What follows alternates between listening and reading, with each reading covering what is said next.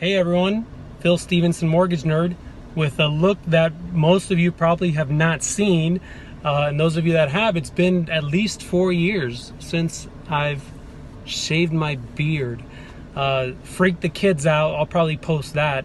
But either way, here I'm talking to you about being fake rich. What is fake rich? I mean, I know we see it all the time. I made a funny video about it as El Chamaco, saying, hey, I've got this $1,000 payment, I've got a Breitling, but it only makes $2,000 a month. You know, we get a lot of that nowadays, especially with a lot of things that everybody has subscriptions and payments. I mean, think of payments on your cell phone.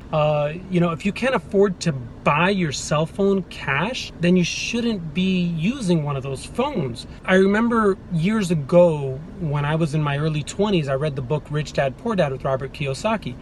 Robert Kiyosaki says, you never buy a luxury car until you have your house paid off. Until then, you should buy an old used car because it's a depreciating asset. That's real rich, someone that pays off their house before they get into a luxury car payment.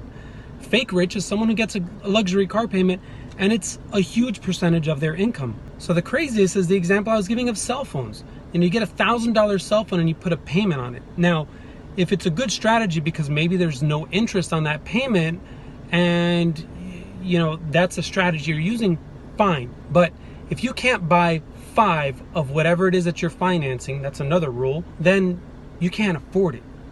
But if you have a $1,000 phone and you have $5,000 in the bank and then you're financing it, that makes sense. So think of these things. Are you fake rich or are you really rich? A millionaire nowadays is a little easier to find than it was 30, 40 years ago. You could just have a house that's paid off that's worth $1 million. It's assets minus liabilities is how you achieve net worth. So that's what you need to look at. You can't have 100,000 in assets and 150,000 in liabilities or debts. You're negative, you're upside down. You have no net worth. You're negative 50,000 net worth. Look at all your assets. Look at your house. Look at everything else. The car is a depreciating asset. It's going down. But look at those assets and see, do you have positive net worth or are you negative? Phil Stevenson, Mortgage Nerd. Thanks.